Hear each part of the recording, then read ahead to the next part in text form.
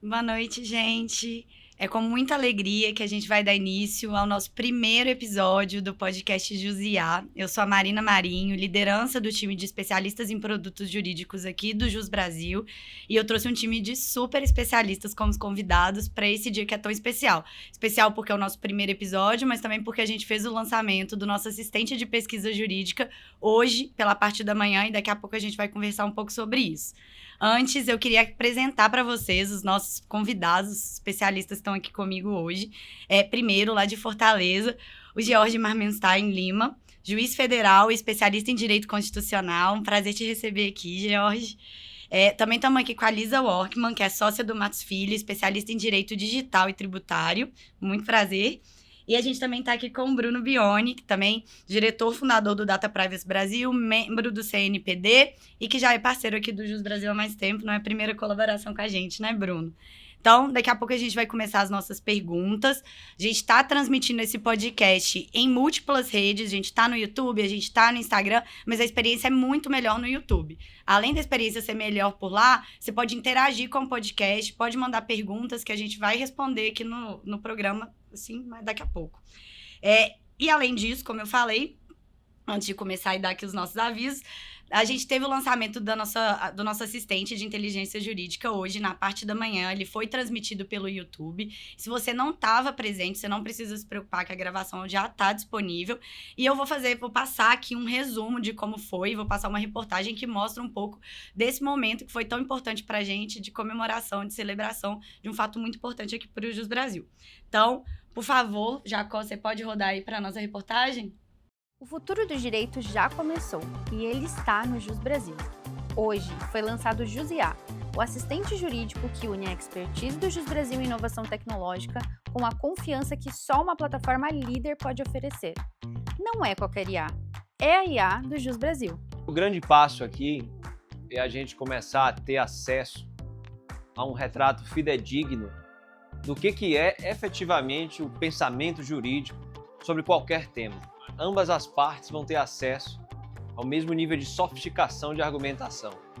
Então, isso não é mais uma questão de poder econômico agora, dado que a gente está democratizando o acesso a esse tipo de ferramenta, né, como o Jus Brasil, como a gente sempre fez, fazendo algo que é efetivamente acessível a todos os profissionais do direito e ainda assim à população. Aqui no Jus Brasil a gente tem um ambiente que integra, né, pessoas advogadas, que é justamente o meu time, com pessoas de tecnologia. Então a gente aliou os dois para garantir que os resultados eles têm a qualidade que a gente já está acostumado a trabalhar aqui no Jus Brasil. Então a gente tem um processo de Human in the Loop, que é a gente valida tudo com humanos. Não tem nenhum processo de avaliação de qualidade que não passa pela verificação de pessoas especialistas, que atuam nas áreas que a gente está trabalhando, que tem uma experiência na advocacia. Então, justamente para garantir que o produto ele não é só útil, mas que ele tem uma barra de qualidade que é alta aqui no Jus Brasil. O produto foi construído em cima da base do Jus Brasil, que é a maior base de conteúdo, documentos jurídicos do país, né? Esse produto é continuamente revisado e desenvolvido por especialistas do direito. Então, o pensamento jurídico acompanhando e participando do desenvolvimento intimamente. E, por fim, esse é um produto que reconhece que o uso da IA precisa ser responsável, portanto, tem funcionalidades dedicadas à verificação das fundamentações para que o uso seja responsável e preciso. Achei super interessante no evento, que inclusive tem uma área que foi chamada aqui de demonstração, onde eu já pude ali interagir com a ferramenta, testar as 3 soluções, achei super interessante. O futuro do direito já começou. Com o Jusiá, seu assistente jurídico, você pode fazer perguntas, criar documentos e analisar referências com segurança e precisão. A gente tentou dar um passo além e trabalhar exatamente a partir da linguagem natural, da linguagem do advogado. É só você contar o seu caso, por exemplo, na criação de documento, como você faria em qualquer outra interação social. Para fazer uma pergunta jurídica também, é só você fazer uma pergunta, você não precisa ter nenhuma estrutura mais complexa. A gente consegue garantir referências de qualidade, a gente consegue garantir uma experiência que apoia o trabalho do operador de direito. A gente já tem um roadmap recheado de novas coisas que a gente vai fazer e trazer para o produto. O que eu já posso adiantar, por exemplo, é que, na nossa habilidade de criação de documento, hoje a gente está saindo, já suportando petições iniciais e contestações, e todos os usuários podem esperar mais tipos de documentos nos próximos meses para isso. Da mesma forma, na habilidade de pesquisa jurídica, vocês podem esperar mais tipos de documentos suportados na busca, além de jurisprudência que a gente tem hoje, tá? Então vai haver muitas novidades por aí, a gente vai continuar investindo nas habilidades que a gente já lançou hoje, assim como potenciais novas habilidades. Transforme hoje mesmo a sua prática jurídica. Acesse ia.jusbrasil.com.br. Bom, então agora a gente está de volta. Como eu disse, vocês podem conferir a live do lançamento na íntegra no nosso canal do YouTube. A gente vai fazer isso amanhã, né? Porque agora a gente vai assistir ao podcast. E se quem quiser conferir o novo produto, já está disponível para teste. O link é ia.jusbrasil.com.br. Então, Jacó, se puder colocar na tela para facilitar o acesso, muito obrigada. E, gente, se você ainda não segue a gente nas redes sociais, por favor, vamos começar a seguir, porque, como eu falei, esse é o primeiro episódio do nosso podcast. A gente vai ter outros, então tem que ficar ligado para não perder nenhuma possibilidade, nenhuma oportunidade aqui de discutir a IA no mercado de trabalho jurídico, conversar com especialistas não só do direito, a gente ainda tem muita coisa para discutir. Hoje mesmo eu estava tão ansiosa para reunir todo mundo, porque cada um de nós tem uma atuação diferente, né? Estou trabalhando dentro de uma empresa de tecnologia, a Lisa num grande escritório, o Dr. George num tribunal, o Bruno trabalha com a Data Privacy, tem a consultoria dele, mas também trabalha com a Data Privacy, então acho que vai ser uma troca muito rica aqui entre a gente, sobre pontos diversos da IA e o direito. Para começar, gente, aqui no Jus Brasil, a gente acredita que a IA generativa ela é transformacional mesmo para o mercado jurídico, para o modo de trabalhar do advogado. Tudo que a gente faz com a IA generativa, a gente está direcionando para sonhos muito altos, né? A gente está mirando muito longe no tudo que a gente vai construir. Então, eu queria começar ouvindo de vocês um pouco, né, de como vocês estão vendo esse momento. A Lisa, você sempre trabalhou com empresa de tecnologia, né? Já tem muito tempo que você está trabalhando com esse mercado. Você acompanha de perto o lançamento e o desenvolvimento das tecnologias disruptivas no Matos Filho. Então, eu queria saber se você acredita, como a gente acredita, que a gente está diante de uma grande transformação no modo de trabalhar da advocacia. Como você está vendo esse momento?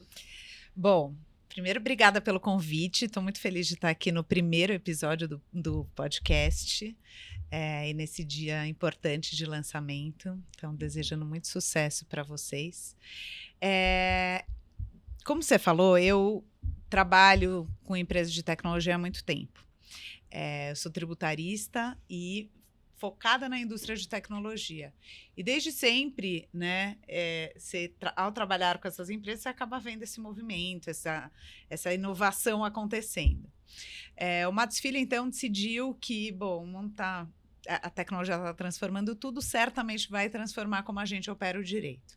E aí, para isso, a gente criou o nosso projeto de inovação aberta, o programa de inovação aberta que se chama ATIX, né? Que pega o A e os 2 T's de Matos Filho, I de inovação, X de movimento e rapidez. E a ideia é justamente a gente olhar para o mercado e entender, tá bom, quais são as tecnologias que estão no mercado e que podem disruptar a forma como a gente trabalha. Vamos se antecipar a esse movimento, não ficar preso nesse mundinho de que tá tudo dando certo. Então, a ideia é justamente a gente faz esse mapeamento de soluções tecnológicas, a gente apresenta para o escritório, e a gente testa essas soluções e dá mentoria de produto. Então, assim, é uma iniciativa 100% gratuita, a gente não cobra nada.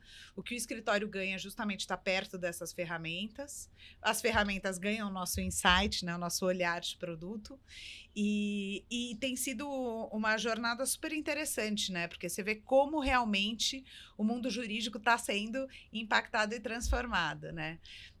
Inclusive, eu acho que é importante falar que no começo desse boom de VC e tecnologias e IA generativa, a gente viu que, na verdade, né, demorou para chegar no mundo jurídico, demorou para essa tecnologia ser cool no mundo jurídico, né? Acho que isso eu acho que foi justamente porque o mercado era muito fechado. Não, somos conservadores e tradicionais, não vamos olhar para tudo isso, sabe? E aí chegou esse momento agora que eu acho que todo mundo reparou que é o inevitável. Não tinha como não ser afetado. Então, a gente realmente acredita que a gente tem que olhar para a tecnologia como nosso aliado, como nosso amigo. Tecnologia não é nosso inimigo. A tecnologia vai, na verdade, ajudar o advogado, né, a prestar um serviço jurídico melhor. E, na verdade, ter mais eficiência e realmente atender melhor as expectativas do cliente. Eu brinco que é interessante, né, olhar para trás, porque quando eu comecei a advogar, o grande valor do advogado era aquele que sabia o artigo da lei de cor. Nossa, aquele era muito bom advogado, sabe? Depois, tipo, Google, democratização de conhecimento, já não é mais esse o valor do advogado. E eu acho que o mesmo acontece quando a gente fala de IA aplicada ao mundo jurídico. O valor do advogado também vai mudar. Você vai ter que ser mais empático, você vai ter que conseguir olhar mais para as questões do seu cliente, você vai ter que conseguir entender melhor, entendeu? Então, acho que uma frase que eu já ouvi algumas vezes e que eu acho que é importante é que você não vai perder o seu emprego para a IA, mas você vai perder para alguém que sabe usar a IA. Então, é algo que não é mais opcional assim, no mundo jurídico. Acho que todo mundo já entende a importância disso. A gente é feliz no Matos Filho de ter lançado esse programa há mais de 2 anos atrás, então foi em outubro de 22, a gente estava comentando aqui até que foi antes desse boom da AI, então a gente já estava bem preparado para conseguir olhar para a tecnologia, porque não é uma conversa fácil com advogado, sabe? É algo que exige aí uma quebra de paradigmas, é disruptivo, ele causa desconfortos, então, enfim, eu realmente acho que não tem muito como segurar esse crescimento da IA, e eu acho que a gente vai ter que aprender a lidar com a IA no nosso dia a dia no mundo jurídico. Eu concordo plenamente, e aí eu vou até aproveitar, porque eu sei que o George, ele é um entusiasta do uso da IA no direito, né? Eu sigo as redes sociais, eu acompanho muito tudo que você está publicando. E aí eu queria também aproveitar e perguntar para você, por que você acredita tanto no potencial dessa tecnologia? Bacana, Marina. Primeiramente, também agradecer o convite para estar aqui inaugurando esse podcast. Muito sucesso e também muito sucesso para Jusiá, né, para a nova ferramenta de pesquisa de jurisprudência que foi lançada hoje, né, e que, portanto, tende a ser também, né, um novo momento para a advocacia brasileira e para os juristas brasileiros, porque nós juízes também consumimos Jus Brasil. De fato, né, eu sou entusiasta da tecnologia de um modo geral, mas em particular da inteligência artificial generativa, porque eu acredito que nós estamos diante de uma mudança de paradigma na produção do conhecimento, né? Eu gosto de dizer que nós vivemos agora uma revolução epistêmica, uma revolução talvez tão impactante quanto a própria escrita, né? Quanto a própria linguagem, quanto a própria, o próprio computador, né? É um momento agora em que nós temos máquinas que se comunicam em nível humano, máquinas que produzem conhecimento, que produzem cultura, que simulam, né, raciocínios que parecem julgamentos humanos, pensamentos humanos. E por ser entusiasta, eu tenho estudado bastante esse tema, mas o que mais me empolga é saber que ela tem suas limitações. A ferramenta ela tem muito potencial para ajudar o ser humano a produzir melhor, produzir mais rápido, produzir com mais profundidade, com mais qualidade, com mais quantidade, mas ainda tem um espaço para o ser humano, né? A inteligência artificial generativa, pelo menos no atual estágio, ela é dependente do ser humano, ela depende do input do ser humano, depende da curadoria de conhecimento que o ser humano faz. E tudo isso, de certo modo, me dá um conforto, né, por saber que nós ainda temos espaço nesse mundo dominado, né, pela inteligência artificial e que é possível essa aliança estratégica homem-máquina para solucionar problemas dos seres humanos, da humanidade. É por isso que eu acredito, de fato, que nós estamos diante de um momento sem precedentes na história da humanidade, porque nós temos máquinas que podem nos ajudar a encontrar soluções para doenças, para injustiça, para problemas climáticos, e que vai fazer isso, né, com uma capacidade de produção de conhecimento muito superior a que nós, humanos, sem essas ferramentas, seríamos capazes de fazer. Então, por isso que eu sou entusiasta, apesar de também né, ter consciência de que ela tem suas limitações, tem seus riscos, e que nós devemos, né, ter esse controle sobre o que a máquina produz. Eu achei muito bom. Tudo que você está falando, ele me tocou principalmente em 2 pontos, assim, né? Hoje em dia eu dou aula, né? Eu também fiz uma transição de carreira, trabalhava no tributário, vim trabalhar no Jus Brasil e agora pesquiso inteligência artificial. E eu sempre conto para os alunos que nesse momento que a gente teve que aprender, porque a gente começou a orquestrar soluções, a gente precisa entender tudo que está acontecendo, eu aprendi muito usando essas ferramentas para traduzirem os termos de data science, artigos que eu não entendia direito o que estava escrito lá, mas que eu precisava entender e que colaborou muito com o meu ganho de conhecimento. Então, eu vejo, inclusive na pesquisa hoje, a forma como eu pesquiso, né? Meu orientador está plenamente consciente disso, me recomenda, inclusive, usar a IA, mas realmente eu acho que a gente está mudando a forma de ler, de consumir conteúdo, de acessar, né? De tirar dúvidas. Então, eu também acredito que a gente está num momento, até pela minha experiência pessoal, assim, que é uma quebra epistemológica mesmo. E o segundo ponto que você está falando é essa questão do humano participar, né? Que o que a gente fala aqui do movimento do Human in the Loop. Que tudo que a gente faz aqui precisa de um especialista do direito. É o meu time que está lá envolvido diretamente em todos os produtos para justamente garantir que a gente vai conduzir a solução, a ferramenta, o nosso assistente, mas que tem uma condução humana ali que vai dizer exatamente o que ele tem que fazer, como ele tem que fazer, quais são os padrões que ele tem que observar.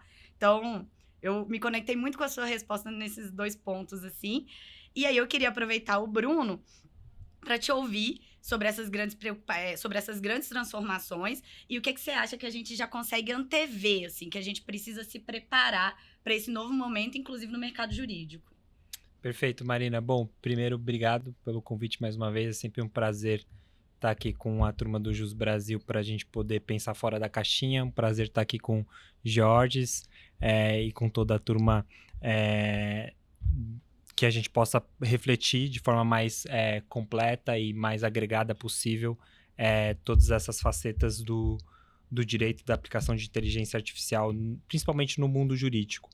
Eu acho que tem algumas questões que a gente possa levantar e que a gente está refletindo muito na Data Privacy Brasil, e que o lançamento dessa inteligência artificial acho que nos permite aprofundar isso. Inteligência artificial, como que a gente pode refletir sobre a terminologia? Ela não é tão artificial assim. Como o Georges colocou, a gente viu um cenário no qual precisa de muita anotação desses dados, e você mesmo colocou sobre essa perspectiva de como que o Jus Brasil vem liderando essa perspectiva de algum tipo de intervenção humana para que você possa ter mais precisão nesse tipo de inteligência que será gerada. Então, ela não se dá no vácuo. Então, até o próprio termo inteligência artificial a gente poderia começar a questionar. Acho que esse é o primeiro ponto. Então, é um ponto de não romantizar, mas também, de certa maneira, não demonizar o uso da inteligência artificial e entender que você tem que ter salvaguardas para que você possa ter até um uso mais seguro e propício para isso. Então, acho que seria mais adequado a gente falar até em inteligências artificiais. O lançamento desse produto permite a gente pensar em inteligência artificial para além do ChatGPT e outras coisas que a gente vê, até a própria comunidade jurídica já utilizando, já adotando. O segundo elemento que eu acho que vale a pena dizer e compartilhar aqui com vocês é entender que essas salvaguardas, esses benefícios, eles não são totalizantes. Então, a gente tem que entender como que vai se dar o uso contextual da inteligência artificial, principalmente no mundo jurídico. Então, é interessante ver como que você tem já processos de governança internas, desde empresas como o Jus Brasil, mas de TRFs e também o próprio CNJ agora recentemente, onde que você verifica que o uso de inteligência artificial, por exemplo, para agrupamento temático de processos ou até mesmo sumarização dos autos, é um contexto muito distinto, o risco muito distinto, talvez ali um risco muito mais baixo de quando você vai utilizar a inteligência artificial para, por exemplo, ajudar na fundamentação de uma decisão. Então, o nível pelo qual você enxerga tanto o benefício, mas também o risco associado a esse benefício, ele vai calibrar justamente a perspectiva desse uso e, portanto, desse olhar para frente que a gente vai ter sempre calibrando e trazendo uma engenharia de melhoria para esses produtos e serviços. Então, eu concluiria dizendo o seguinte, a gente tem que entender que inteligência artificial não é tão artificial assim, a gente pode trabalhar o termo no plural e sempre pensar numa perspectiva que não seja totalizante. A gente tem que pensar a aplicação contextual, mesmo quando a gente está olhando para um setor específico, como é o caso do direito. Não, excelente, porque inclusive já pegou o gancho aqui para a próxima pergunta que eu tenho, para a Georgia e para a Lisa principalmente, porque eu sei que vocês estão testando diversas ferramentas. E aí o que a gente mais escuta aqui, né, a gente recebe essa pergunta direto. E aí é tudo igual? Essas ferramentas, elas têm funções diferentes, elas são treinadas de um jeito diferente. E aí eu queria ouvir um pouco de vocês das limitações das ferramentas mainstream, do que vocês estão usando e do que vocês estão vendo diferente no mercado, que está aplicado diretamente e especificamente para o mercado jurídico. Aí vocês, por favor, pode, Georgia, Lisa, quem quiser começar. Bruno também, se quiser. Por favor, gente, vocês fiquem à vontade para bater um papo aqui comigo. Ok, quer começar? Posso começar? Bom, vamos lá. Então, acho que a gente tem alguns usos importantes, assim, que a gente já consegue ver essas ferramentas sendo aplicadas, né? Então, acho que a gente falou em pesquisa jurídica, né? Você mencionou, inclusive, o seu pós-doutorado? Isso. Olha só, muito chique. Parabéns. Muito seu obrigada. Pós-doutorado. Jurimetria, então, essa parte de predições de resultados. Acho que a parte de análise de contratos também, do diligence, é algo que a gente tem visto muita aplicação prática. Automação de procedimentos internos repetitivos, né? Então, por exemplo, a gente tem alguns casos, algumas áreas procuraram a gente e falaram, olha, a gente tem aqui uma pessoa que tem que ficar transcrevendo o julgamento. O advogado fica aqui ouvindo o julgamento, transcrevendo. Deve ter uma plataforma para isso. E eu fiz o que não podia, que era bater na mesa. Deve ter uma plataforma para isso. Então, a ideia é justamente essa. Lógico que tem. Entendeu? Então, a gente poder ajudar os times internos com isso. Então, tem um monte de funções, acho que essas funções vão crescendo.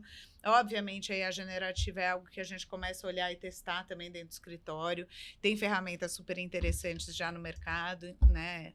Nacionais e internacionais. Acho que uma coisa que é importante falar é que justamente por a gente ter todo esse receio e a gente lidar com informações sensíveis dentro do escritório, a gente tem um cuidado muito grande com relação à segurança da informação.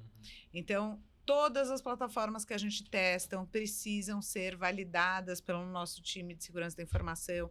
A gente precisa ter absoluta certeza de como e o que a gente pode usar naquelas ferramentas.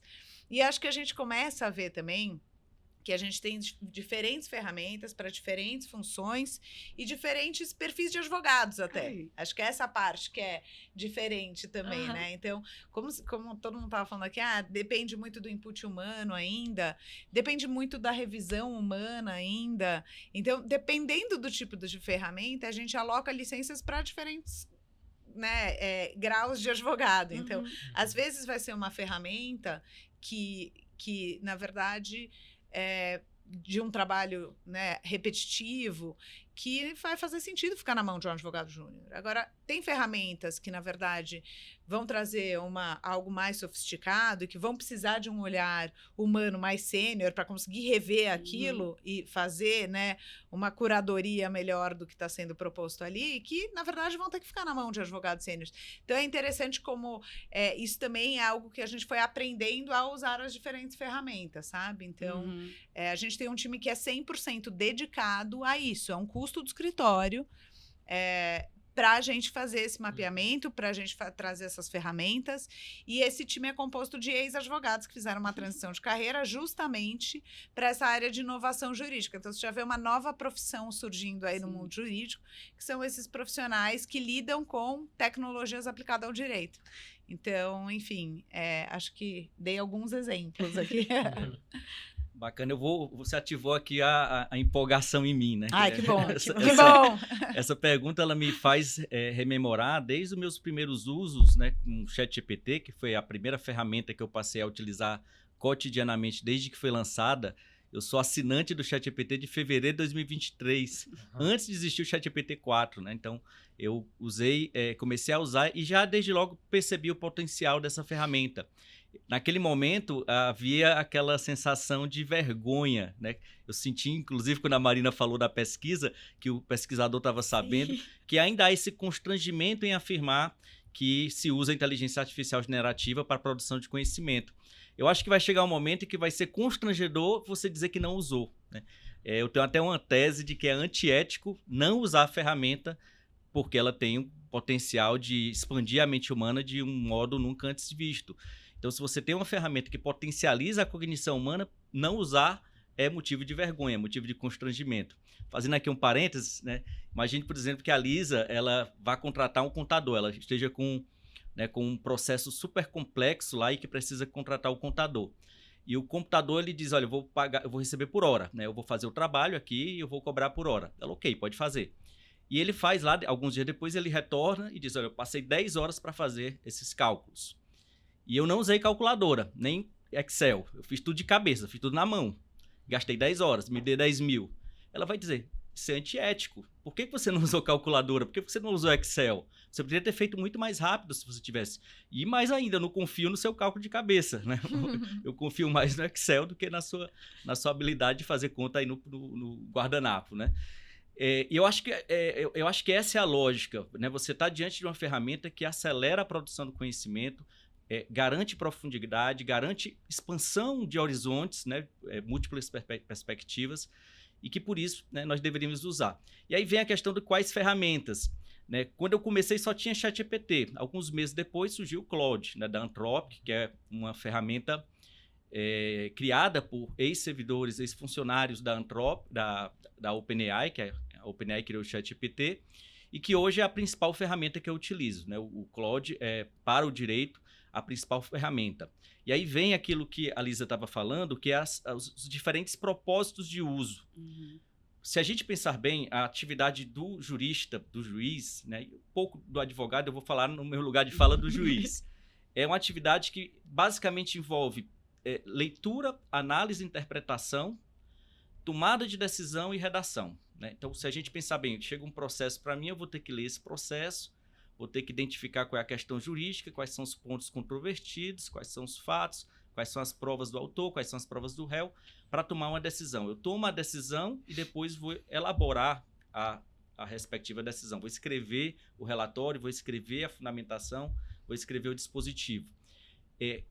Para isso, essas tarefas que eu mencionei, você tem que dar preferência para aquelas tarefas, para aqueles modelos, aquelas inteligências artificiais que têm mais capacidade de processamento de textos longos, textos complexos, que nesse caso é o Claude. O Claude é a melhor ferramenta para interpretação textual.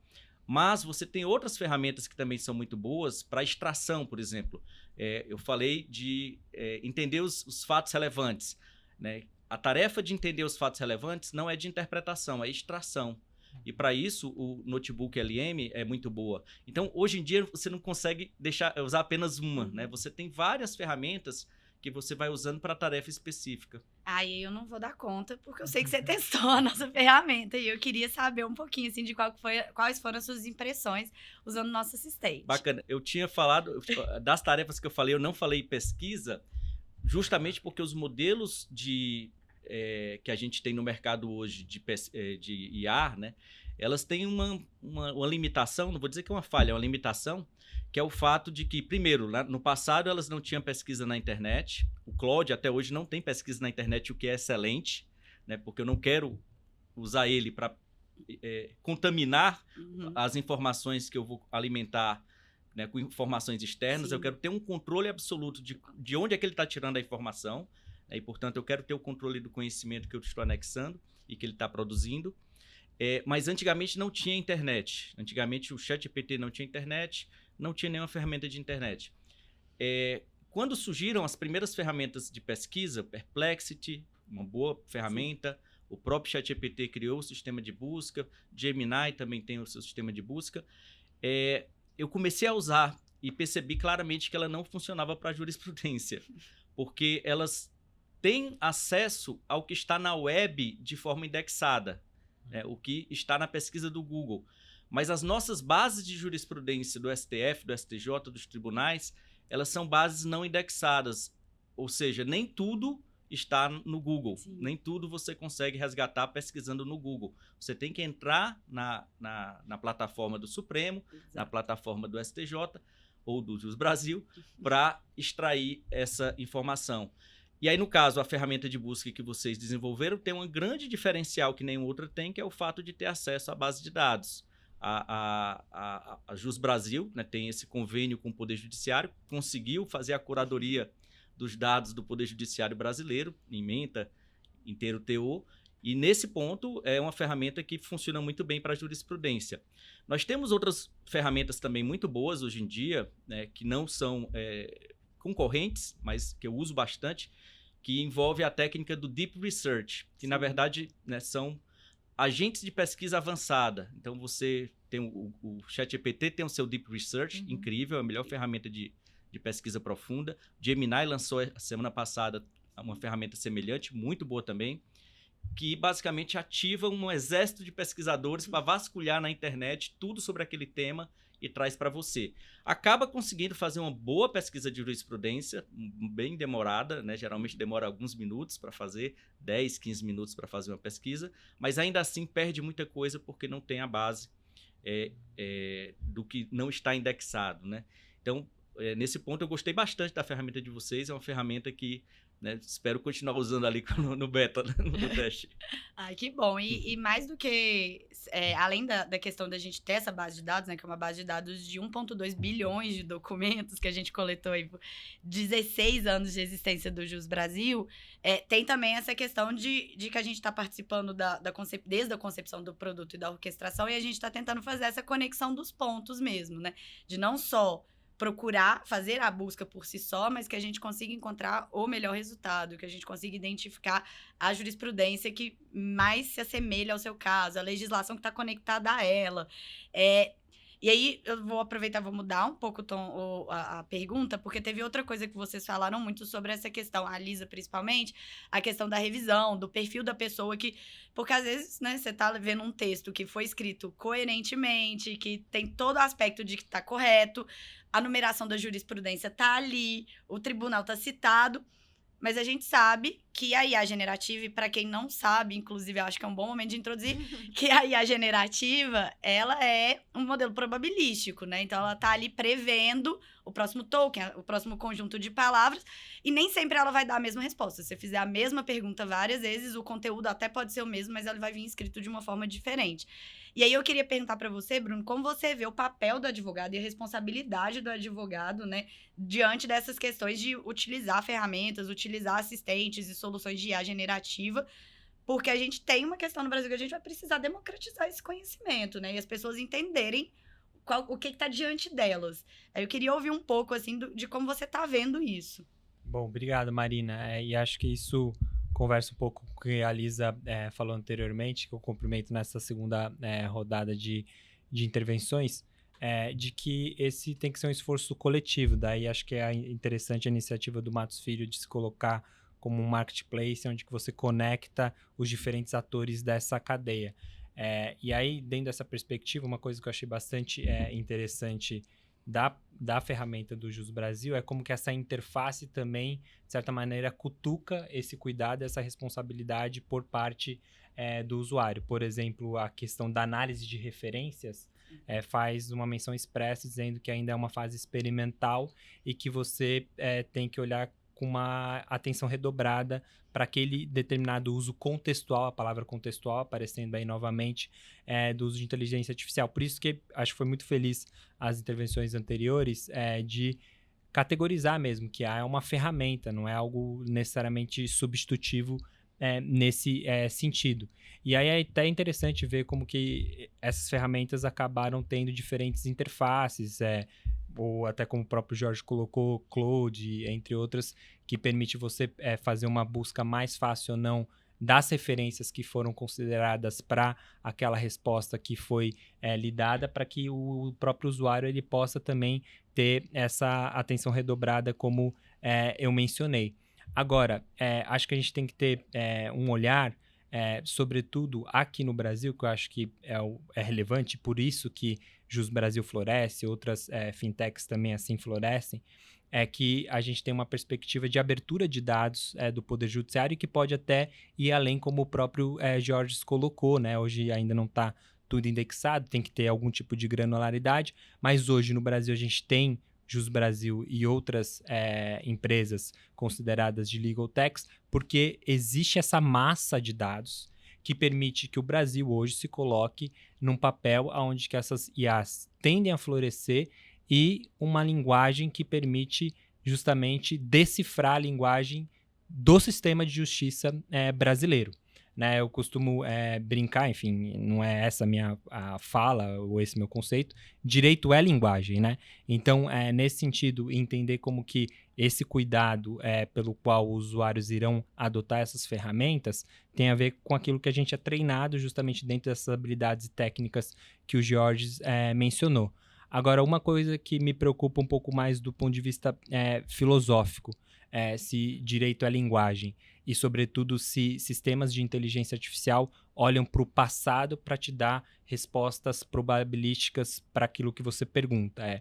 Como que a gente ainda vai manter a nossa capacidade crítica, construtiva para o futuro se a ferramenta está reproduzindo algo do passado nesse sentido? Então, em que medida os usuários, por exemplo, terão que ter o cuidado ao ser retornada uma sumarização de como que a jurisprudência dominante, de como que ele vai eventualmente criar uma tese que é contrária à jurisprudência dominante. Então, qual é o tipo de input que ele vai ter que dar, ou ele já ter essa consciência que ele tem que ter essa capacidade crítica reflexiva, porque senão também a gente chega num momento muito perigoso que é de paralisia e de não renovação da própria linguagem do direito nesse sentido, e que aí vai justamente ao encontro do que o Jorge falou. A gente está vivendo uma revolução epistemológica, mas como que essa epistemologia cria necessariamente um elemento de renovação e, sobretudo, do ponto de vista de direito, que ainda tenha paridade de armas, né? Que é uma perspectiva de como que esse uso é um uso adequado para a magistratura, mas também para os agentes essenciais do sistema de justiça e para o próprio jurisdicionado. Eu acho que tem uma questão aqui muito interessante, que é o uso de IA, sobretudo quando a gente está falando do próprio jurisdicionário para acessar juizados especiais, para ele poder entender, interpretar e decifrar uma linguagem que muitas vezes ele não precisa do próprio advogado. Tudo isso fortalece um conhecimento e uma capacidade cognitiva mais ampliada de todo mundo que se vai beneficiar, provavelmente, de uma prestação jurisdicional mais democrática. Pois é, e você sabe que esse é um debate muito quente aqui no JUS, a gente debate muito sobre isso, a gente fala muito disso, porque a gente realmente acredita que a gente tem a oportunidade de resolver assimetrias. O Rafa Costa, nosso CEO, ele inclusive fez uma declaração hoje no lançamento muito nesse sentido, de que os usuários do JUS Brasil, eles têm perfis muito diferentes, né? Desde advogados autônomos a advogados sócios de grandes escritórios, advogados júniores, estagiários e pessoas sênior. E a gente também, eu que vim de um escritório, né, de Belo Horizonte, que era top tier, a gente tinha um modo de trabalhar que, quando a gente conversa com boa parte dos nossos usuários, é muito diferente do modo que eles trabalham, né? Então, assim, ter um escritório que tem uma equipe que se dedica a estudar e entender tecnologia não é o usual para o mercado brasileiro, né? Então, a gente tem uma crença aqui muito forte de que a IA, ela pode ser um motor de resolução de assimetrias e de democratização mesmo do acesso à justiça, porque o que precisava, né, no meu time lá no escritório, a gente tinha 8 pessoas que faziam só pesquisa jurídica, porque era um time de criar novas teses e tudo mais. Pô, você ter um time de 8 pessoas que faz isso e você conseguir reproduzir esse processo dentro de uma solução de inteligência artificial que vai estar disponível por um preço acessível, enfim, acho que é uma preocupação que a gente tem muito, eu reflito muito sobre isso. E eu acho que a gente só vai conseguir resolver isso, né, caminhando num pedaço de democratização, de passar essa informação para frente, como você falou, e de deixar muito transparente a forma como as soluções elas têm que ser utilizadas.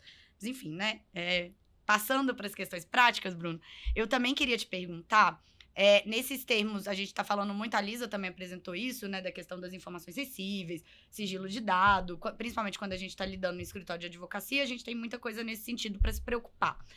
E aí, você participou da comissão de juristas de inteligência artificial do Senado. A gente sabe que o PL, né, foi aprovado, mas ainda está tramitando na Câmara. E aí, eu queria entender, hoje, com a LGPD e com a legislação que a gente já tem em vigor, o que se aplica para a inteligência artificial? Como que a pessoa usuária desse tipo de solução, ela está protegida já nos dias de hoje? Ou não, a nossa proteção está tão insuficiente que a gente está precisando mesmo do PL aprovado o mais rápido possível? Ótima pergunta. Bom, então, e complexa, vamos por partes. Não existe vácuo regulatório. A gente tem a aplicação e utilização de inteligência artificial que ela pode atrair diferentes leis já existentes, inclusive há bastante tempo no ordenamento jurídico brasileiro. Então, quando a gente está falando, por exemplo, de utilização de inteligência artificial no âmbito da prestação jurisdicional e da própria perspectiva de acesso à justiça, qual é o impacto disso, por exemplo, para devido processo informacional? Qual é o impacto disso para o princípio da motivação dos atos decisórios? Então, esses princípios e essas regras, essas normas, elas já se aplicam, independentemente de um projeto de lei que pode vir a ser aprovado, como esse que agora vai ser discutido na Câmara dos Deputados, e que, inclusive, ao que tudo indica, o presidente da Casa tem elencado e eleito como uma das prioridades. Então, isso também vai ao encontro do que você mencionou, no sentido de que você tem uma boa parte desses modelos, inclusive treinados com base em dados pessoais, a Lei Geral de Proteção de Dados Pessoais, ela também irá se aplicar nesse sentido. Código de Defesa do Consumidor, se você tiver algum tipo de acidente de consumo causado por algum sistema ou agente de inteligência artificial, também irá se aplicar.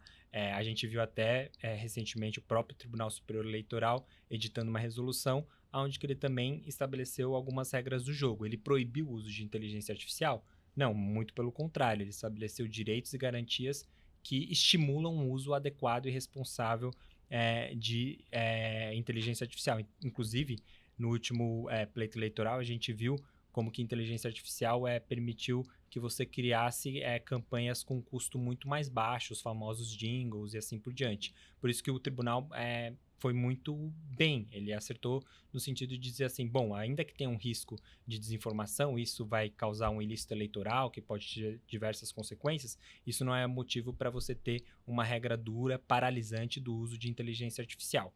Então, por que, Bruno, mesmo diante de tudo isso, a gente precisaria ainda assim ter uma lei sobre inteligência artificial como essa que está sendo discutida e que eu tive a oportunidade de colaborar e dialogar? Porque a gente está num desafio, se não inédito, muito diferente qualitativamente daquilo que a gente enfrentou dentro de outros saltos tecnológicos. Por exemplo, quando a gente vai pensar em cadeia de valor de inteligência artificial, quem é distribuidor, quem é operador, quem é desenvolvedor, é muito diferente de quando a gente vai pensar em categorias um pouco mais estanques como controlador e operador da Lei Geral de Proteção de Dados Pessoais, como fornecedor no Código de Defesa do Consumidor. Um dos motivos pelo qual o projeto de lei está sendo gestado é para que você possa ter obrigações melhor fatiadas, partilhadas e, consequentemente, segurança jurídica para quem vai se colocar no mercado e para quem também vai utilizar dessa forma.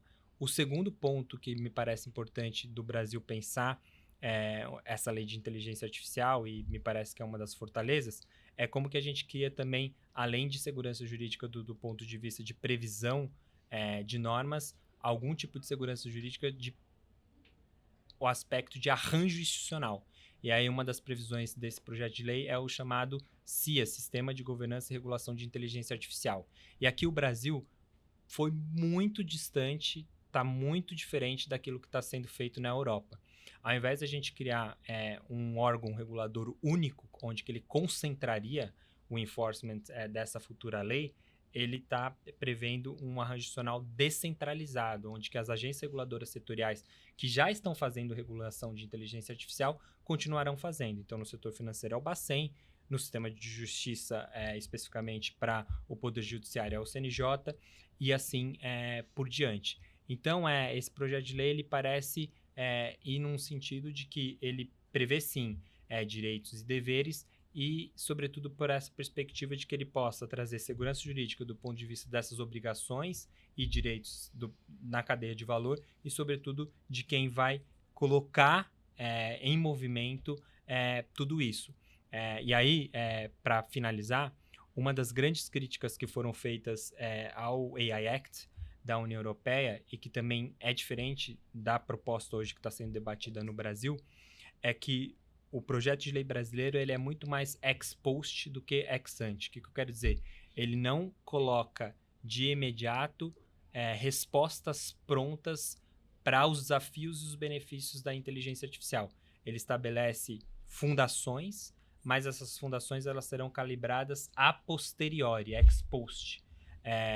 E o projeto brasileiro justamente vai confiar no CIA para que essas calibrações de forma a posteriori possa ser feita por essas instituições que vão dar vida para uma IA responsável. A gente não precisa ter apenas inteligência artificial, a gente precisa ter uma IA que traga benefício, que distribua benefícios para todos e todas. Maravilha. Eu vou manter a pauta nessa conversa, mas eu acabei de ficar sabendo que a gente já está recebendo as perguntas do YouTube. Então, se você não está no YouTube, está assistindo em outra rede social, te convidar para assistir no nosso canal, inclusive para seguir o nosso canal, para ativar o sininho das notificações e acompanhar o nosso podcast não só hoje, mas nos próximos episódios. Eu queria manter a conversa sobre essa questão de responsabilidade, LGPD, e queria saber, Elisa, dentro do escritório e inclusive com os clientes, quais são os maiores desafios que você sente para contratar uma IA, para tomar a decisão de usar uma IA? Então, eu acho que alguns pontos. Então, você mencionou aqui, né, na sua fala anterior, que realmente não é todo o escritório que pode ter um centro, né, de inovação aberta como a ATIX e tudo mais. Eu acho que a importância de se ter uma iniciativa como essa dentro do Matos Filho, ela reverbera para fora do Matos Filho, né? Porque ela reverbera para os pequenos escritórios que estão começando a entender, né, isso deve ser interessante, isso deve ser importante, é um grande escritório se posicionando. Acho que a gente dá esses feedbacks de produto, inclusive a Jus Brasil faz parte do portfólio do ATIX, quem quiser conferir outras startups que estão lá também, é super transparente para o mercado, então, e com perfis no Instagram, no LinkedIn, que a gente se comunica com todo mundo.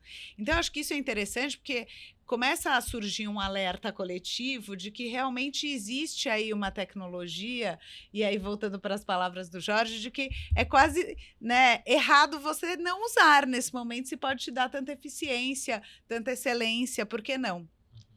Então, acho que é difundir aí esse uso da tecnologia. Acho que as maiores dificuldades que a gente vê, e que a gente vê no escritório também, não é a IA, não é a tecnologia, é a gente mudar o comportamento. E a tecnologia que faz a diferença, isso é fácil de achar, né? Aqui a gente já citou um monte. Qual que é a dificuldade? A dificuldade é você mudar o comportamento das pessoas. É a pessoa lembrar que ela, vou começar um trabalho, vou usar isso daqui. Não, eu tenho essa demanda, eu vou fazer nessa plataforma. Então, acho que essa é a maior dificuldade sempre, quando a gente fala de IA, de uso de tecnologia em geral. É uma dificuldade que a gente viu no escritório também. Acho que o fato da gente ter um programa, né, institucional que fala para a pessoa, olha, isso faz parte do seu job description aqui, testar essas ferramentas, as pessoas começam a usar. Então, o ATIX, ele é um centro pequeno, mas que ele divulga essa inovação para todo o escritório. Quem testa as ferramentas não é o ATIX, é o escritório como um todo. E eu acho que é isso, é você não deixar a inovação ficar dentro de um grupo fechado de pessoas e permitir que isso cresça e amplie. Eu acho que o desafio é sempre o comportamento das pessoas. Ótimo, e eu queria saber se nos tribunais, no poder público, os desafios são os mesmos. O que você está enfrentando? Assim, o que você vê que é uma barreira de entrada da IA dentro do poder público? Um ponto interessante é que agora, recentemente, agora começo de março, o CNJ publicou a resolução que regulou o uso de IA no Poder Judiciário. E previu, né, foi uma resolução bem detalhada. Eu fiz parte do grupo de trabalho que elaborou a minuta de resolução que posteriormente foi aprovada. E os desafios ali são tremendos, porque vai desde preocupações com dados, né, com privacidade dos dados, proteção de dados, até mesmo com custos, porque hoje a gente vê também uma espécie de corrida maluca, não só das Big Techs, mas também dos tribunais, cada qual querendo contratar ou criar o seu próprio modelo de IA, e o CNJ percebe que isso não é razoável, né? Que cada tribunal crie um modelo, crie uma ferramenta própria. O ideal é ter mais otimização de recursos dentro desse desenvolvimento de produtos. E essa foi a preocupação do CNJ. E no campo da IA generativa, que foi onde eu atuei com mais atenção, nós autorizamos o uso dos modelos privados desde que eles garantam proteção de dados. E pela minha experiência, tirando o DeepSeek, né, todos os outros têm uma política formal de proteção de dados, alguns com certificação garantida, como o Google, como o Anthropic, ChatGPT, mas o ChatGPT ele tem um probleminha de configuração, você tem que configurar para não permitir que ele utilize os dados do usuário. E o DeepSeek é a única ferramenta que não tem uma política de dados robusta e que assume explicitamente que está usando os dados do usuário. Então, essa seria a única ferramenta que não poderia ser usada, né, dentro dessa previsão que foi estabelecida pelo CNJ. Essa resolução ela apenas veio a regulamentar algo que já vinha sendo praticado. Nós fizemos uma pesquisa no âmbito do CNJ e se demonstrou que 60% dos juízes e servidores que participaram da pesquisa usavam de algum modo a inteligência artificial, muitos deles sem capacitação. E aí é onde veio a principal preocupação da resolução, reconhecer que essa ferramenta é importante, que ela será usada, mas que deve ser usada com conhecimento, deve ser usada por pessoas capacitadas, por pessoas treinadas, que conheçam as potencialidades, os riscos e as limitações da ferramenta. Eu acho que o mais importante, o maior desafio hoje para nós é isso. Eu participo de capacitações desde 2023. O meu primeiro curso de uso, né, do ChatGPT foi em maio de 2023, turmas de juízes. Eu acho que eu já ministrei em pelo menos uns 15 estados do Brasil, eu já ministrei cursos para juízes. E todos ficam maravilhados, né, quando aprendem a usar a ferramenta corretamente. A grande questão é que eu vejo muita gente na internet, inclusive, que se autoproclamam especialista em IA, que ensinam errado. Né? Ensinam a fazer pesquisa de jurisprudência no cloud ou no ChatGPT antigo, que não tinha busca de jurisprudência. Né? Então, falta essa compreensão de como a ferramenta funciona, falta a compreensão de que ela parece ser fácil, falta a compreensão de que ela precisa de um pensador crítico guiando a ferramenta. E aqui vem um ponto central. Eu tenho defendido, né, que essas ferramentas elas são maravilhosas porque, em certo sentido, fazem com que mesmo pessoas com poucas habilidades consigam produzir, né, conhecimento razoável. Mas uma pessoa que não domina o conhecimento jamais vai conseguir utilizar essa ferramenta de modo pleno, efetivo. Né?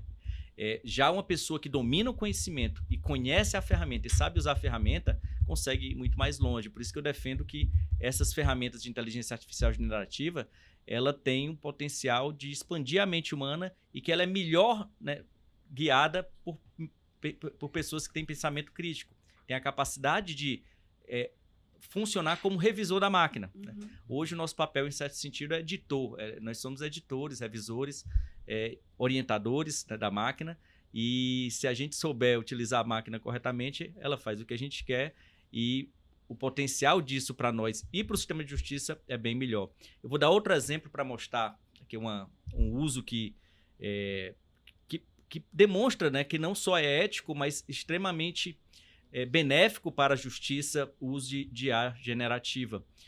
Nós, juízes, nós temos dias que temos muitas audiências, às vezes 5, dependendo da unidade, 10, 15, 20 audiências por dia. Você tem 5 minutos para analisar o processo antes da próxima audiência. É impossível você ler. O que acontece é que você entra na audiência sem saber de nada. O juiz entra na audiência despreparado. Ele entra na audiência sem saber quais são as perguntas que devem fazer. Ele tenta aprender sobre o processo nos 10 minutos iniciais da audiência, perdendo o tempo que poderia estar sendo direcionado de modo mais efetivo. Quando você tem um modelo que consegue que você domine aquele caso, os pontos controvertidos, as provas das partes, em 5 minutos, em 10 minutos, você chega na audiência já direcionando as perguntas, que também podem ser sugeridas pela máquina. A máquina também sugere, né, perguntas em audiência. Ela é muito boa nisso. A máquina tem um poder criativo enorme. Né?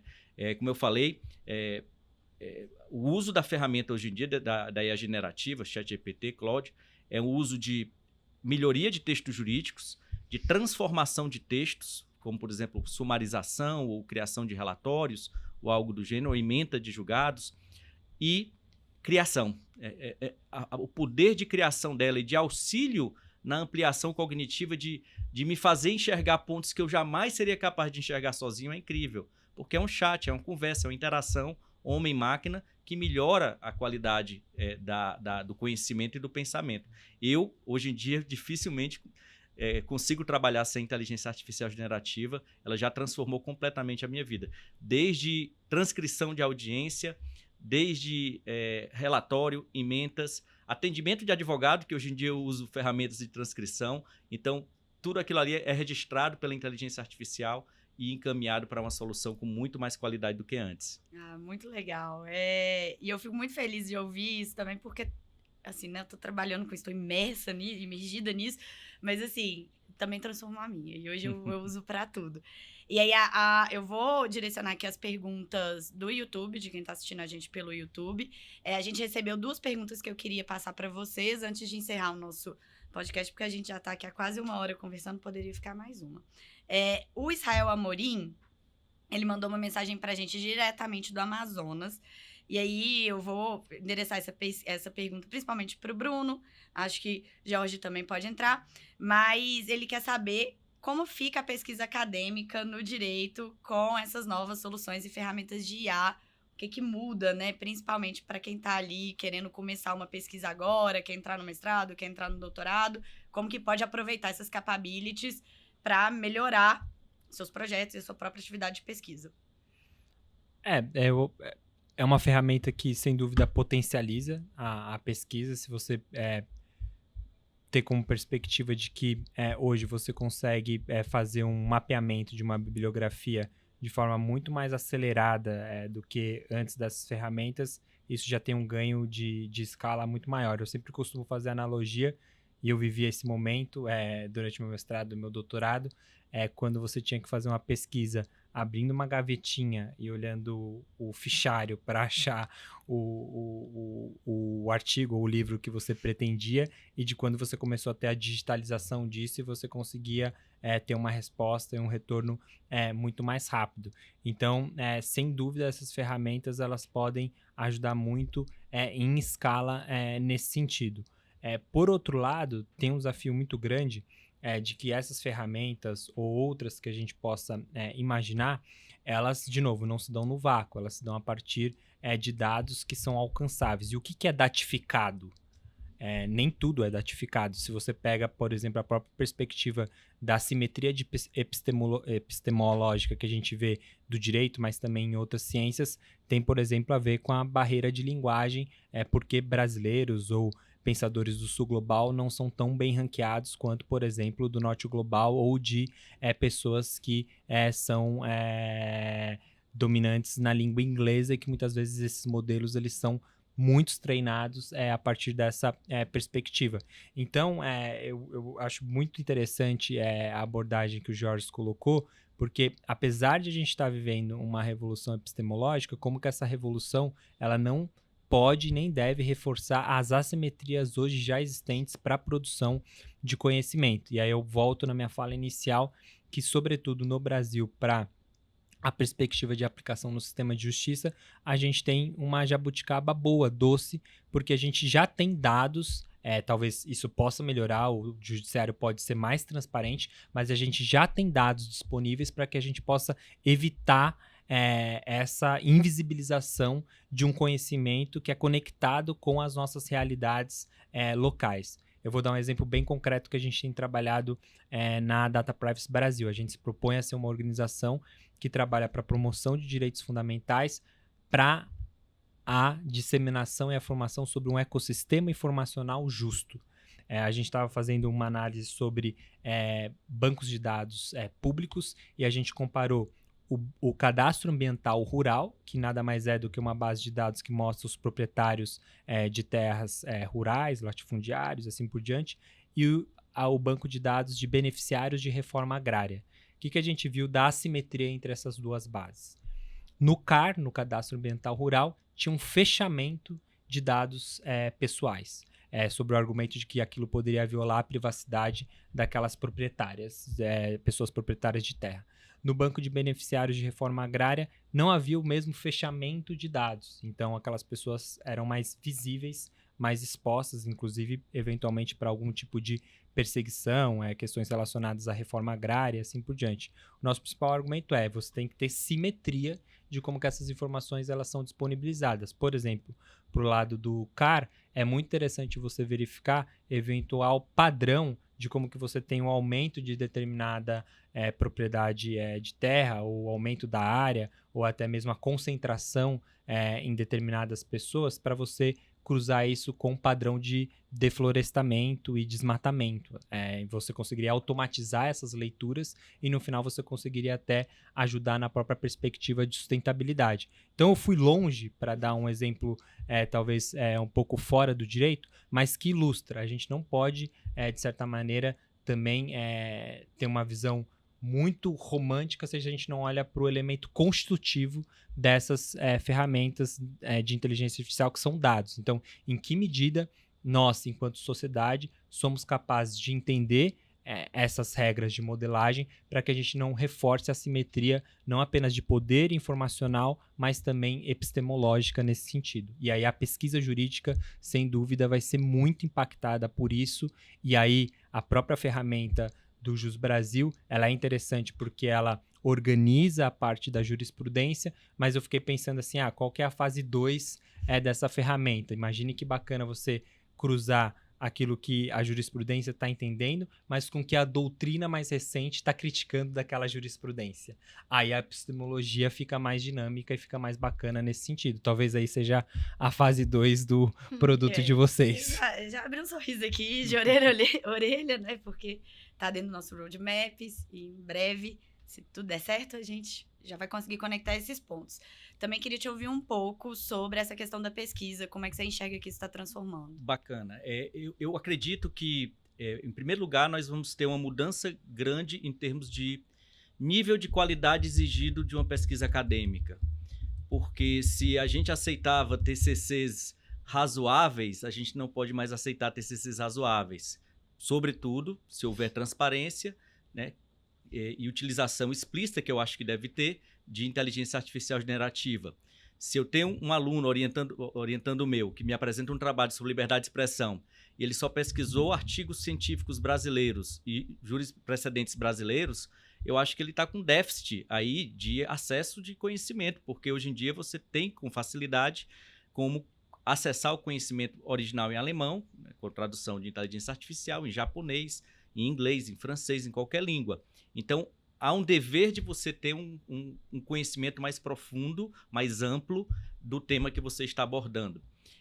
A pesquisa é facilitada também. Essas ferramentas de Deep Research, que estão ficando cada vez mais aprimoradas, faz em poucos minutos o trabalho que um pesquisador faria em meses.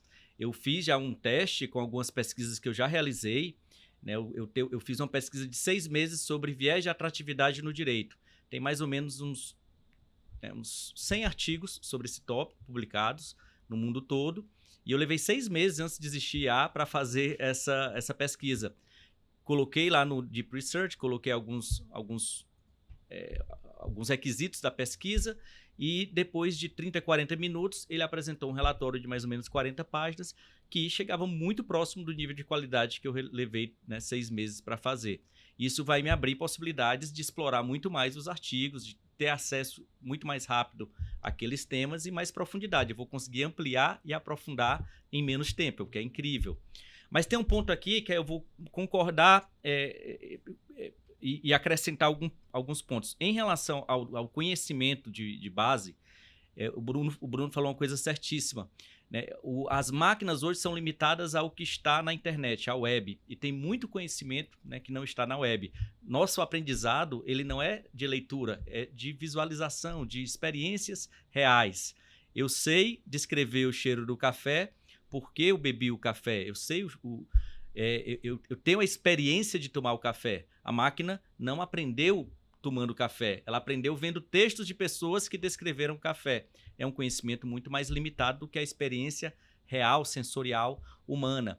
Hoje, né, nós estamos, já existem máquinas sendo desenvolvidas para captar o input sensorial do mundo, né, de cheiro, de imagem, e alimentando outras IAs para que esse conhecimento de mundo também entre nos modelos futuros. Mas isso é uma questão que vai acontecer ainda. Fora o conhecimento que é produzido em comunidades que não escrevem, que não produzem conhecimento e que não publicam conhecimento. Então, esse conhecimento realmente ele vai ficar de fora da sabedoria, da inteligência coletiva produzidas pelas máquinas. E aí, por fim, né, dentro dessa questão da pesquisa, esse é um ponto também que eu tenho pensado muito, né? Tem aquela dúvida, será que as máquinas não vão atrofiar a mente humana? Nós vamos ficar ultra dependentes das máquinas e a partir daí ninguém mais vai aprender a ler, a escrever, vai tudo mandar a máquina fazer? Eu concordo e discordo. Eu acredito que, de fato, uma boa parte da humanidade vai ficar dependente da máquina e vai usar a máquina como uma muleta cognitiva, uma muleta, né, intelectual, para suprir as suas deficiências e as suas habilidades. A pessoa não tem condições de escrever um texto, manda para a IA. A pessoa não tem condições de fazer uma pesquisa, faz a pesquisa na IA. Só que há um problema. Para você usar corretamente a IA, você tem que dominar 4 conhecimentos ou 4 habilidades. O conhecimento de fundo, que você está trabalhando, está lidando. Por exemplo, eu não sei medicina, eu não sou médico, eu não estudei medicina. Eu jamais conseguiria escrever um artigo científico de medicina. Porque tudo que a máquina me disser, eu vou acreditar. Eu não tenho habilidade suficiente para peitar a máquina, para confrontar a máquina. Eu vou receber acriticamente o que ela diz e não vou ter o poder de desafiar a máquina e além do que a máquina diz. Então, eu tenho que dominar o conhecimento de fundo. Eu tenho que entender como a máquina funciona. Da onde é que ela tira o conhecimento? Né? A gente sabe que tem 3 fontes de conhecimento que a máquina tira. O conhecimento parametrizado, que é o conhecimento interno do treino. O conhecimento que o usuário coloca, que é onde eu acredito que está o ouro, né? O usuário sendo o curador do conhecimento que a máquina vai produzir. E o conhecimento que ela vai pesquisar na internet, na web, ou em APIs, ou em bases de dados que alguém alimenta. Se você não sabe isso, você não sabe de onde ela está tirando a informação, você vai confiar no que ela diz e provavelmente vai vir alucinação, vai vir falhas, vai vir problemas. E a terceira habilidade que eu acho importante é a habilidade de escrita, de estilo. Eu não acho que a habilidade de escrita ela vai ficar para trás, ela vai ficar diferente. Mas para que você consiga produzir um texto para ser lido, você tem que entender, né, como introduzir um tópico, o que são figuras retóricas, né, o que são metáforas, porque você precisa pedir para a máquina como dar ritmo ao texto, para o texto não ficar robótico, como eliminar, né, uma linguagem formal, uma linguagem... tudo isso você tem que direcionar a máquina para que ela consiga escrever um texto elegante. E isso a pessoa tem que dominar. A pessoa tem que saber direcionar para controlar a camada de estilo da máquina. Então, eu acredito que essas 3 habilidades é o que vai fazer o diferencial. Quem não domina isso, vai usar a máquina como muleta. Quem domina essas 3 habilidades, o conhecimento de fundo, como a máquina funciona, e estilo, usa a máquina como uma asa, né? E aí consegue produzir muito mais conhecimento, com muito mais velocidade, muito mais alto e vai muito mais longe. Ótimo. Para fechar, gente, a nossa última pergunta foi expressamente direcionada para a Lisa. O Felipe Faria, ele gostaria que você desse um conselho para um advogado júnior, né, que quer se destacar numa grande firma de advocacia, diante desse contexto, desse novo paradigma de IA, o que você sugeriria para ele? Então, eu acho que a curiosidade é sempre importante, né? Então, eu acho que se você tem essa curiosidade, entender mais de IA, se você ficou até o fim desse podcast aqui com a gente, eu acho que isso já te diferencia aí. Eu acho que nem eu falei, é uma tecnologia disruptiva, ela é nova tanto para o judiciário quanto para a vida acadêmica, mas também para os escritórios. Eu acho que poder demonstrar e liderar esse movimento dentro do seu escritório é super importante. Então, sem dúvida, isso vai te trazer bons frutos para o futuro. Acho que ter essa curiosidade de como o mundo está sendo transformado, de quais são os próximos passos da IA, de como isso vai afetar o desenvolvimento do profissional jurídico, né? A gente pode fazer toda uma outra conversa sobre isso também, é um pouco do que a gente começou a falar aqui, mas eu acho que é isso, eu acho que estar aberto e tentar entender e estudar sobre a inteligência artificial é um ótimo caminho. Acho que é um belíssimo conselho. Bom, gente, então a gente vai encaminhar aqui para o fechamento do nosso primeiro episódio. Eu amei, eu achei que foi muito bom. A gente conseguiu passar por vários pontos que eu acho diferentes, né, do debate sobre IA. Tenho certeza que contribuiu para muita gente que está tendo um primeiro contato com a questão e até para quem já tem mais contexto. Eu mesma aprendi muita coisa aqui hoje. A gente falou, né, desde como funciona o trabalho dentro de um grande escritório, como está sendo essa atuação, casos de uso da inteligência artificial para tarefas jurídicas, questões de regulação. E aí eu queria incentivar todo mundo que compartilhasse esse episódio. Se você conhece alguém que está com dúvidas sobre IA, que está começando agora, né, a entender como funcionam essas soluções, usuários do Jus Brasil, inclusive, a gente acabou de lançar o Jus IA. Queria também convidar todas as pessoas que estão assistindo para que testem a ferramenta, mandem feedbacks, continuem dialogando com a gente, né? Tá tudo aqui na fronteira da inovação e do desenvolvimento, então é muito importante a gente manter esse diálogo aberto. Queria agradecer muito vocês por terem participado, terem topado o convite. Foi um papo incrível e queria saber se vocês querem deixar alguma mensagem de final, querem falar alguma coisa, mandar um recado para alguém, para a gente fechar o episódio e fazer o encerramento desse primeiro episódio que eu acho que foi de grande sucesso. Eu só queria agradecer, eu também adorei, aprendi um monte. Obrigada aí pela generosidade de todos, foi super rico para mim. Obrigada e sucesso para vocês todos. Também agradecer, e é uma oportunidade única, né, de poder debater um tema tão atual no momento de lançamento da inteligência artificial de jurisprudência da Jus Brasil, né, que é uma grande inovação, acredito eu, um produto que vai ter muito sucesso, muito uso prático, né, pela forma como foi desenvolvido. E agradecer também a oportunidade de estar aqui debatendo com pessoas tão de alto nível e tão conhecedoras do assunto e tão entusiastas também da tecnologia e da inteligência artificial. Queria também agradecer muitíssimo o convite, ter promovido esse encontro, Lisa, Georges, Marina, obrigado mais uma vez pelo convite. Acho que, assim, de recomendações para quem está nos assistindo, uma coisa que mudou muito a minha cabeça foi um livro da Kate Crawford, AI Atlas, é muito interessante. Uma coisa também que mexeu muito comigo foi a comparação entre o teste de Turing da imitação versus do quarto chinês, que acho que vale muito a pena para quem tiver interesse. E tem um documentário que é magnífico, que é do AlphaGo, que comenta como que houve o treinamento de inteligência artificial e naquele momento um salto tecnológico e até, enfim, ele é emocionante de como que a máquina conseguiu vencer o ser humano num jogo mega complexo e, enfim, tem ali também uma mensagem de humanização desse processo que a gente não pode perder de perspectiva. Maravilha! Melhor encerramento que poderia acontecer. Então, pessoal, conheçam o Jus IA, ia.jusbrasil.com.br e até o próximo episódio.